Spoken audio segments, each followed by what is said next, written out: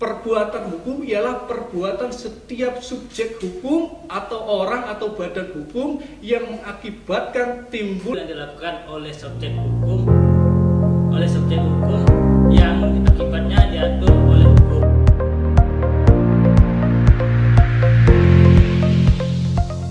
Assalamualaikum warahmatullahi wabarakatuh. Kembali lagi bersama kita di acara Mengenal Hukum Secara Kafah yang diadakan oleh Lembaga Konsultasi dan Bantuan Hukum Universitas Muhammadiyah Sidoarjo. Kemarin kita sudah membahas terkait objek dan subjek hukum. Mungkin nanti rekan-rekan bisa melihat di video kami yang sebelumnya terkait apa itu subjek hukum dan apa itu objek hukum. Pada kesempatan kali ini kita akan membahas terkait dengan perbuatan dan peristiwa hukum. Dan pada kesempatan kali ini kita sudah kedatangan dua orang tamu dari Kafah dan calon Kafah karena masih menerima form pendaftaran alumni. Pertama yaitu Mas Riyawandi, sarjana hukum. Selamat datang Mas Riyawandi, terima kasih. Bagaimana kabarnya? Alhamdulillah baik, Alhamdulillah selalu baik insyaallah. Amin. Yang kedua adalah Mas Andika Saputra, sarjana hukum. Selamat datang Mas Andika. Siap. Gimana kabarnya Mas Andika? Alhamdulillah baik. Siap. Ini wajah-wajah yang tampan-tampan dan seger-seger. Kini telah kembali. Kemarin kan ada yang cantik. Sekarang tampan-tampan semua. Tapi yang paling tampan adalah saya. Yang paling tampan adalah saya gitu. Jadi kita langsung masuk ke materi aja ya Mas ya. Iya. Terkait perbuatan hukum. Kemarin kan sudah ada objek hukum, subjek hukum. Terus kita akan semuanya itu ada apa sih yang membuat ini itu dikategorikan sebagai suatu pidana atau perdata atau suatu yang di situ menimbulkan efek samping berupa sanksi atau apalah itu. Mungkin itu silakan Mas terkait perbuatan hukum dulu kita perbuatan hukum dulu. Iya. Silakan Mas. Ya, terima kasih. Assalamualaikum warahmatullahi wabarakatuh. Waalaikumsalam. Selamat malam Mas Nailul. Selamat malam Mas Riawan. Dan pemirsa channel YouTube LKBA Umsidah. Memang sangat penting sekali ketika kita bicara perbuatan hukum, khususnya bagi seorang profesi atau seseorang yang belajar di bidang ilmu hukum. Kenapa saya katakan demikian? Karena ini sangat urgent atau sangat prinsip yang mendasar bagi seseorang yang mengidentifikasi permasalahan-permasalahan hukum di masyarakat. Karena banyak sekali sekarang yang orang itu melakukan perbuatan hukum tapi tidak tahu apakah itu perbuatan pidana, apakah itu perbuatan melawan hukum, ataukah perbuatan perdata. Seperti kemarin ada kasus seseorang yang melakukan investasi bodong. Kemudian dia konsultasi kepada saya. Gimana ini Mas penyelesaiannya? Saya sudah mengupayakan hukum kesini, dia sudah lapor ke Polsek, Polres, dan Polda. Tapi apa yang dikatakan oleh institusi kepolisian, dia tidak bisa menindaklanjuti karena ini bukan perbuatan hukum pidana, karena ada perjanjian sebelum melakukan investasi kepada pihak tersebut. Akhirnya pihak kepolisian menyarankan untuk mengupaya hukumnya ke perdata atau gugatan. Sekarang masuk ke materi yang sampai tanyakan tadi, apa sih perbuatan hukum itu? Pemirsa LKBA Umsidah yang berbahagia, perbuatan hukum itu ialah setiap perbuatan subjek hukum atau orang atau badan hukum yang mengakibatkan diatur oleh hukum. Menurut R. Suroso di dalam buku Pengantar Ilmu Hukum halaman 291, ia mengemukakan bahwa perbuatan hukum ialah perbuatan setiap subjek hukum atau orang atau badan hukum yang mengakibatkan timbulnya hak dan kewajiban dari masing-masing subjek hukum. Nah, perbuatan hukum ini mencakup dua hal.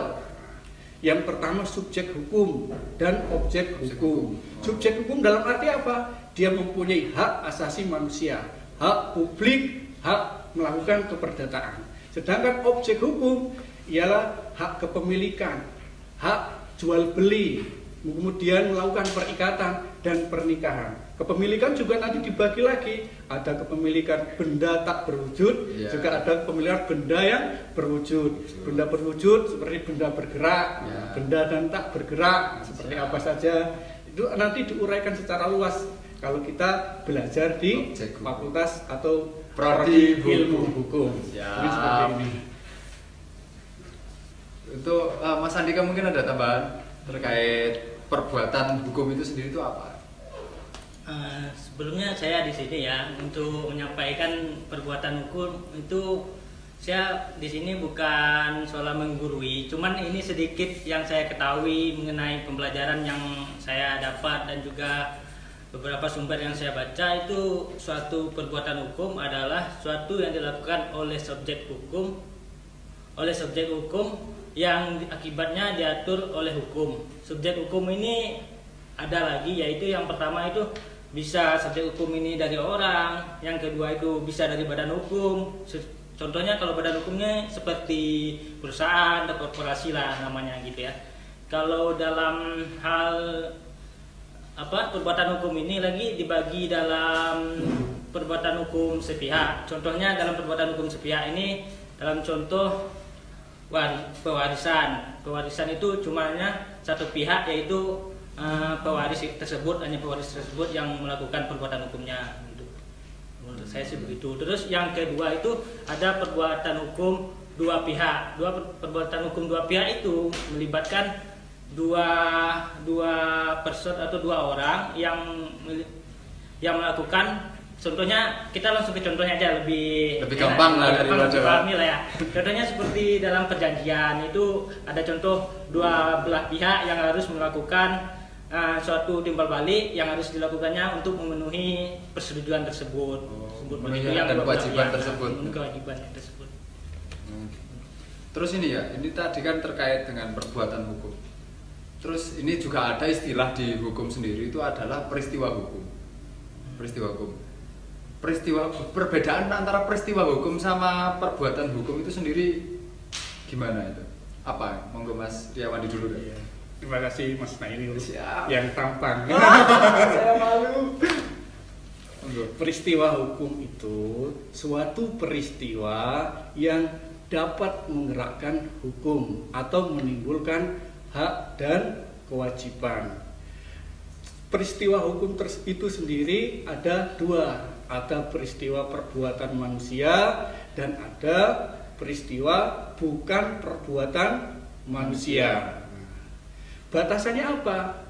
Menurut Profesor Sacipto Raharjo di dalam bukunya, batasan peristiwa hukum dan bukan peristiwa hukum itu adalah aturan atau norma. Tadi sudah bahas dibagi dua, perbuatan manusia dan bukan perbuatan manusia. Yang bukan perbuatan manusia itu ialah seperti apa? Seperti kematian. Dengan adanya kematian akan ada timbulnya hukum waris. Kelahiran, dengan adanya kelahiran akan ada hak mendapatkan perlindungan hukum dari negara. Terus perbuatan manusia itu mencakup perbuatan hukum dan bukan perbuatan hukum. Perbuatan hukum itu ialah sebagaimana diatur dalam pasal 13 BW. Ini tahu 13. Setiap persetujuan adalah setiap perikatan yang dilakukan oleh subjek hukum dan hak dan kewajiban ini masing-masing subjek ini mendapatkan hak dan kewajiban. Nah, itu. Perbuatan hukum itu ada dua juga. Yang pertama, perbuatan hukum bersegi satu. Apa itu? Yaitu perbuatan orang secara sendiri, kemudian dia menghasilkan atau mengakibatkan kerugian pada orang lain. Seperti kecerobohan atau seperti apa, akhirnya apa? Dia mengakibatkan kerugian kepada orang lain. Nah, seperti contoh, ketika seseorang itu membangun rumah tidak dikasih pengaman, akhirnya rumahnya ini menjatuhi atau bangunan ini menjatuhi rumah tetangganya. Oh, berarti sama kayak itu ya Mas ya, mohon maaf saya potong. Sama kayak orang kalau di jalan nyetir rokok, habis itu buang puntung rokok di tempat yang gampang terbakar gitu ya. Gampang terbakar terus itu menimbulkan kebakaran rumah dan sebagainya, apakah bisa disebut? Parameternya ini menurut R. Suroso ialah atas kehendak. Selama itu bukan atas kehendak, itu bukan perbuatan hukum. Nah, bukan perbuatan hukum sebagaimana diatur dalam 1354 Jack Warning. Seperti contoh, ada si A dan si B, kemudian terjadi kecelakaan. Kemudian kita ini membantu si A, mengurus kendaraannya, mengurus dia ke rumah sakit sampai selesai. Ini bukan perbuatan hukum. Perbuatan hukum yang kedua itu bersegi banyak, yakni perbuatan antara dua pihak atau lebih subjek hukum melakukan perikatan.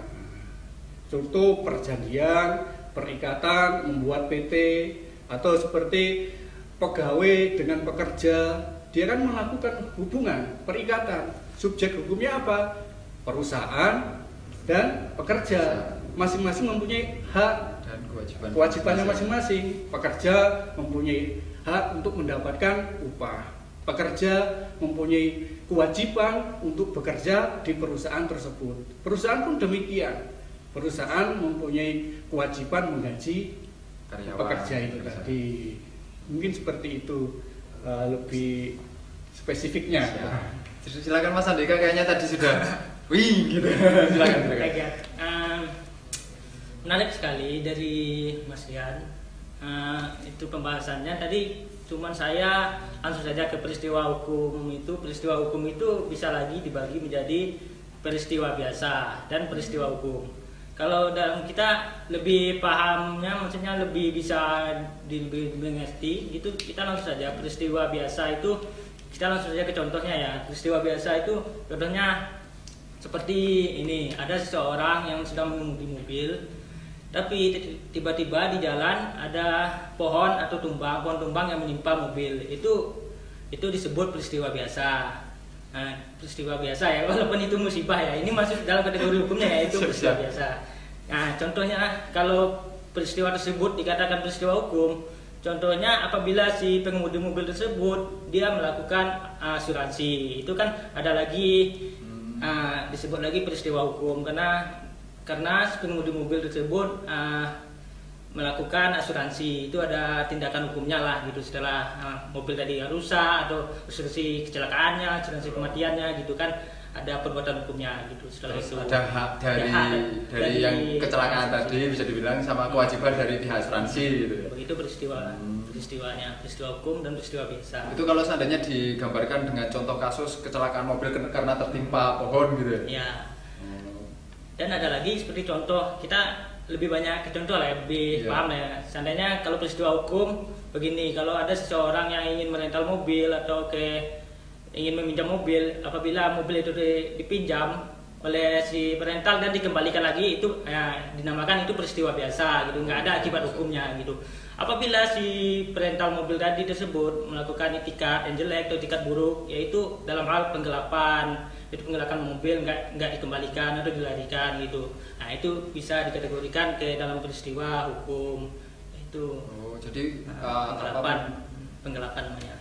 Menurut yang sesuai dengan apa yang dikatakan Mas Andika terkait dengan peristiwa hukum itu tadi, sesuatu perbuatan yang dapat menimbulkan dampak hukum. Ya, dampak hukum gitu ya. Yalah. Nah, ini belum dijawab nih sama Mas Yawandi sama Mas Andika. Perbedaan antara perbuatan hukum sama peristiwa hukum ini apa? Silakan monggo Mas Yawandi. Ya dem dulu itu, biasanya mau jawab dulu. Pemirsa LKPH Umsidah yang berbahagia, perbedaan dengan perbuatan dan peristiwa hukum. Perbuatan hukum itu ialah yang dilakukan oleh subjek hukum. Subjek hukum ini dalam arti ialah orang atau badan hukum yang mengakibatkan diatur oleh hukum. Jadi yang berbuat ini subjek hukum, kemudian mengakibatkan diatur oleh hukum. Sedangkan peristiwa hukum ini perbedaannya suatu peristiwa yang dapat menggerakkan. suatu peristiwa, kemudian peristiwa hukum enggak ini. Kalau peristiwa hukum itu ada aturannya atau normanya. Kalau tidak ada normanya, berarti itu bukan peristiwa hukum. Seperti contoh, A menyewa mobil kepada si B. Kemudian A ini menggadaikan kepada si C, yang punya mobil kan si B.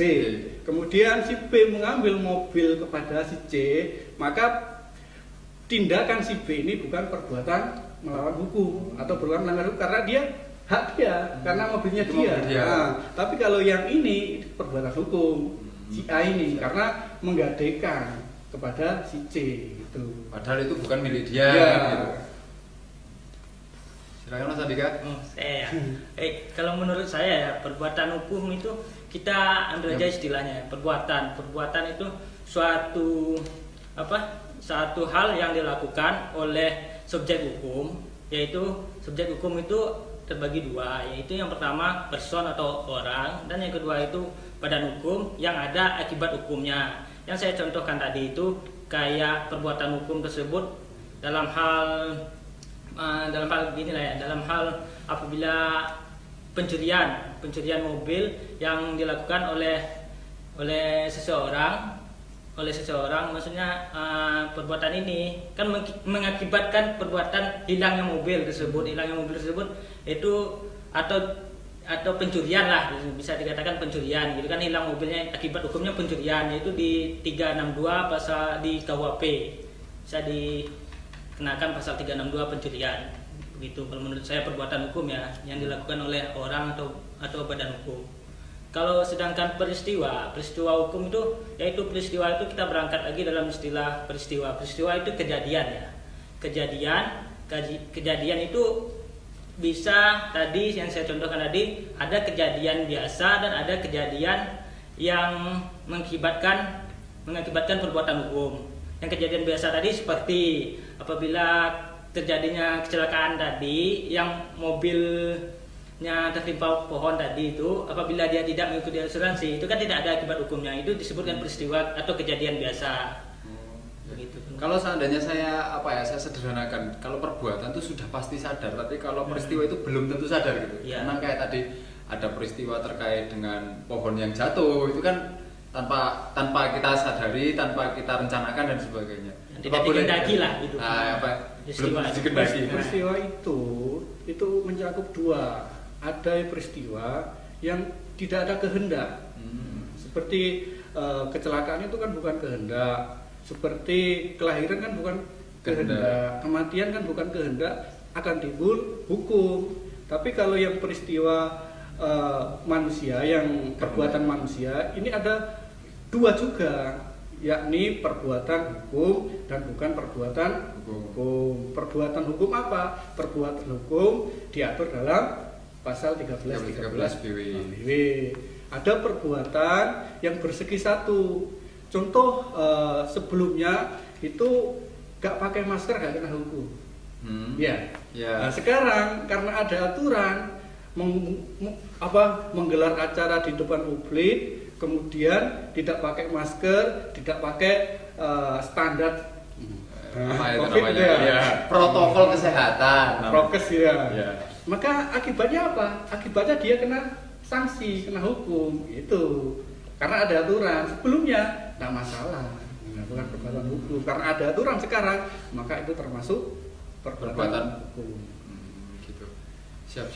Ini ini sangat menarik sekali sebenarnya kalau mau dibahas. Ini sampai 1 jam belum selesai ini terkait perbuatan dan peristiwa hukum.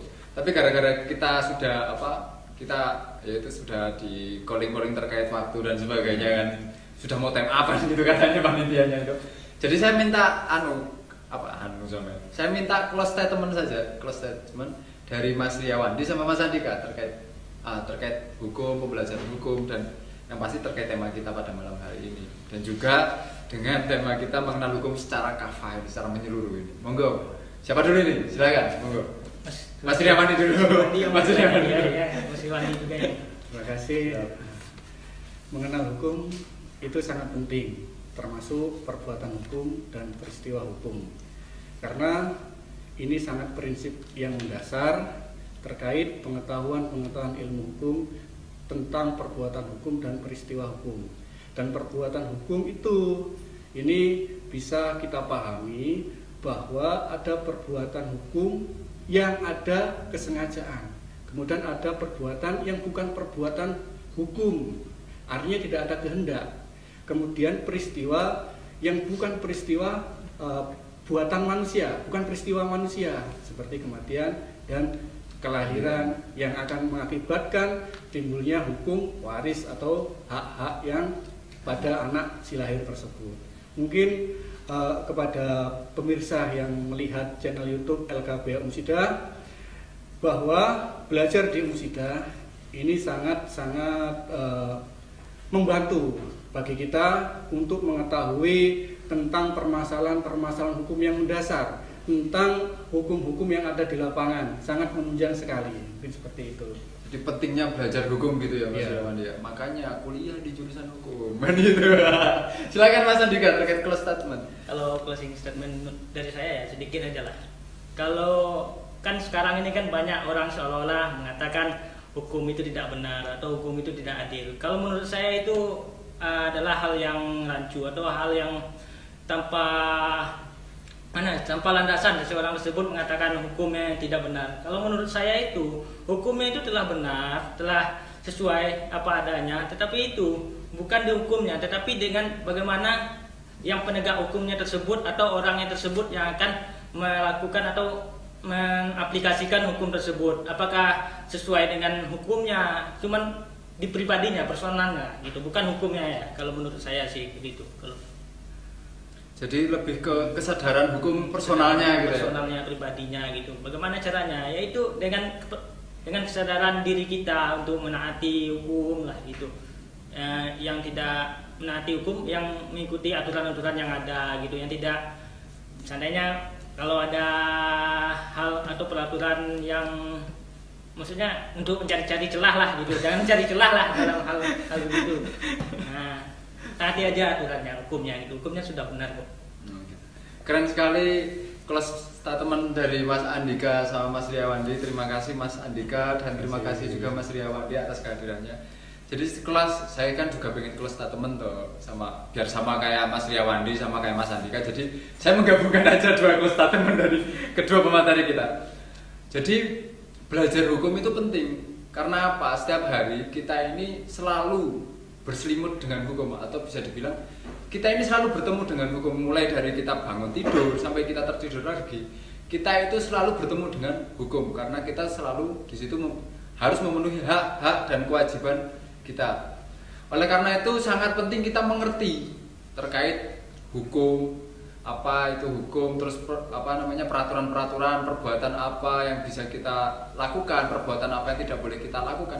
Itu sangat penting, sehingga seperti yang dikatakan Mas Riyawandi tadi kan pentingnya belajar hukum, dan yang dikatakan Mas Andika adalah kesadaran hukum setiap personal. Jadi dengan kita mengerti tentang hukum, dengan kita mengerti, memahami dan mengaplikasikan, secara nggak langsung kita ini akan menjadi di dalam tubuh kita itu akan ada kesadaran hukum, dan kejahatan, kriminalitas dan hal-hal yang dilarang oleh perundang-undangan atau dilarang oleh hukum itu nanti akan semakin kecil. Dan yang terakhir adalah kalau bukan kita yang berubah, mau siapa lagi? Terima kasih, itu close statement dari saya. Terima kasih sekali lagi, terima kasih. Dan jangan lupa untuk rekan-rekan sekalian, kalau Anda ingin bertanya silakan tanyakan langsung dalam kolom komentar. Nanti akan kita jawab di episode-episode selanjutnya. Dan jangan lupa like, komen, share, dan subscribe akun kita LKBH Umsidah, maksud saya, mohon maaf. Dan jangan lupa tekan tombol lonceng agar kalian itu selalu mendapatkan notifikasi ya bahwasanya Mas Ganteng ini keluar lagi gitu. Oke, terima kasih ya sekali lagi, terima kasih untuk rekan-rekan semua, dan terima kasih untuk para pemirsa yang menyaksikan. Akhirul kalam, ihdinas siratal mustaqim. Wassalamualaikum warahmatullahi wabarakatuh. Waalaikumsalam warahmatullahi wabarakatuh.